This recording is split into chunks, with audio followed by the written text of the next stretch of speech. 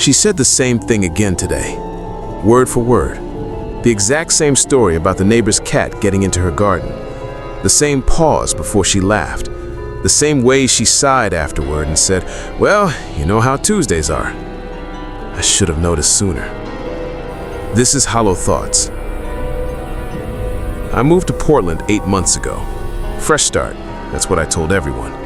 That's what I told myself. New city, new job, new apartment with white walls and windows that face a brick building 6 feet away. I couldn't tell you what made me choose Portland specifically. I'd never been here, I didn't know anyone. I think that was the point. Sometimes you need to be somewhere no one knows your name. Somewhere you can walk down the street and feel completely invisible. I call my mother every Sunday. That's always been our thing. Even when I was in college, even during the years I don't like to talk about, Sunday calls. They're short, 20 minutes, maybe 30. She tells me about her week, the garden, the neighbors, whatever she's been watching on television. I tell her I'm doing fine. It's not a lie, not exactly. I am doing fine. I go to work, I eat 3 meals a day, usually. I sleep enough, I function. Fine is a low bar, but I clear it. The calls have always been the same, more or less. Comfortable, predictable. But lately, something has been off. It started about 6 weeks ago. She was telling me about the cat again. Mrs. Patterson's orange tabby that keeps getting into her tomato plants. She told me about finding it there on Tuesday morning, about how it ran when she opened the back door. I laughed at the right places, made the right sounds. And then, the next Sunday, she told me the same story. Same words, same pauses, the same way she sighed at the end. I didn't say anything. People repeat themselves, especially at her age. That's normal. It's normal. But the Sunday after that, she told me again and again. Every week for 6 weeks, the same cat, the same garden, the same Tuesday. I've been keeping track. I started writing things down after the 3rd time. Just notes on my phone, little details from each conversation so I could compare them. The cat story, the comment about Tuesdays, the way she asks about my apartment and then says, "I'm sure it's lovely, honey. I can picture it." She's never asked for photos. I only realized that recently. In 8 months, she's never once asked me to send a picture. Not of my apartment, not of the neighborhood, not of anything. And I've never offered. Isn't that strange? It feels like it should be strange. But when I'm on the phone with her, it doesn't feel strange at all. It feels like exactly how our conversation should go. It's only afterward. It's only when I'm sitting alone in my apartment, staring at my notes, that I start to feel like something is wrong. I tried testing it last week. I told her something that wasn't true. I said I'd been promoted at work. Big raise, new office. I don't have an office. I work in a cubicle in a building where no one knows my name. She said she was proud of me. She said she always knew I'd do well. She said, "That's wonderful, honey. You deserve good things." Her voice sounded exactly the same as it always does. And I realized I couldn't remember the last time it sounded different. Every conversation, every Sunday, the same warmth, the same rhythm, the same gentle concern wrapped in the same soft phrases. I know that should be comforting. It used to be comforting. Now, it makes me feel like I'm listening to a recording. I started paying attention to my phone after that. I wanted to see the call log, the duration, some kind of proof that these conversations were real and lasting, and not just something I was imagining. Here's what I found. Every Sunday for the past 8 months, there's been an outgoing call to Mom. That's good. That's real. That's evidence. But the duration doesn't make sense. Each call is somewhere between 3 and 7 seconds. Not minutes, seconds. That's not right. That can't be right. We talk for 20 minutes, sometimes 30. I remember every word. But my phone says each call lasts less time than it takes to draw a breath. I told myself it was a glitch. Something with the carrier. Something with the way the data syncs. I told myself I'd call the phone company and sort it out. I haven't called yet. I don't know why. there's something else. Something I keep coming back to when I try to remember her voice.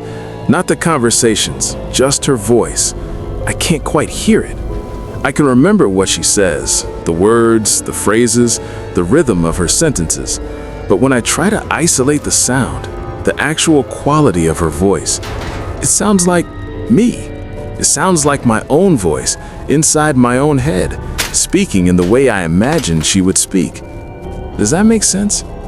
I've tried to explain this to myself so many times. When you know someone well enough, their voice becomes part of you. You internalize it. You carry it with you. That's probably all this is. I'm just so close to her that I can't separate her voice from my own thoughts anymore. That explanation makes sense. It does, but it doesn't make me feel better. I had a conversation at work last week. Someone asked about my holiday plans. I said I was going home for Thanksgiving, seeing my mother. They nodded, smiled, and moved on. And then, a few minutes later, they came back. "I'm sorry," they said. "Did you say you were visiting your mother?" I said yes. They looked at me for a long moment. Then they said, "I thought you told me," and they stopped, shook their head, smiled that small, embarrassed smile people make when they've realized they were wrong about something. "Never mind," they said. "I must be thinking of someone else." They walked away, and I've been thinking about that moment ever since. What did they think I told them? What did they almost say? I didn't ask. I should have asked. But there was something in the way they looked at me. Something careful. Something almost like concern. And I realized I didn't want to know what they were going to say. I still don't. I checked my photos last night. I was looking for anything with my mother in it. Something recent. Something from last year. I have hundreds of photos on my phone. Food I've eaten, streets I've walked down, the view from my window on a foggy morning. There's not a single photo of my mother. Not one. I went back further, through the last 2 years of my camera roll. Nothing. I know I had photos of her. I remember them. But I can't find them now. Maybe I deleted them. Maybe I had a reason. I can't remember. I called her tonight. It's not Sunday, but I needed to hear her voice. I needed something real. The phone rang and rang and rang. Normally, she answers on the third ring, always. She keeps the phone right next to her chair. But tonight, I let it ring. I counted. 15 rings. 20. 30. I stayed on the line longer than I ever have. I told myself I would wait as long as it took. And then, someone answered. But it wasn't her. It was a different voice. A stranger. They said, "Hello? Who's calling?" And I couldn't speak. They said it again, sharper this time. "Hello? Is someone there?" I said, "I'm calling from Margaret Ellis." There was a pause. A long pause. "I'm sorry," the voice said. "There's no one here by that name. This number has been disconnected and reassigned. It was out of service for several months before we got it." "How many months?" I asked. I don't know why that was the question that came out. 8 months, I think, since February. February. I moved to Portland in February. "There must be a mistake," I said. "There's no mistake. I've had this number since March. No one named Margaret has ever called or received calls here. But I talk to her every Sunday." The line was quiet for a long time. "I'm sorry," they said again. And then they hung up. I'm sitting in my apartment now, the one with white walls and windows that face a brick building. I don't remember choosing the color of the walls. I don't remember assigning the lease. I don't remember February at all, now that I think about it. Not the move, not the packing, not saying goodbye. There's a gap there, a space where something should be. I keep trying to reach into it, and my hands come back empty.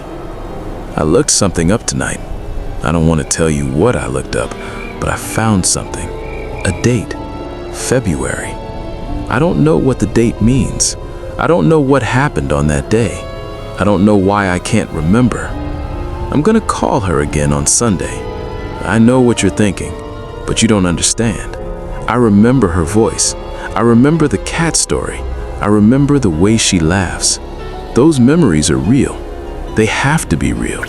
Because if they're not, then what have I been doing for 8 months? Who have I been talking to?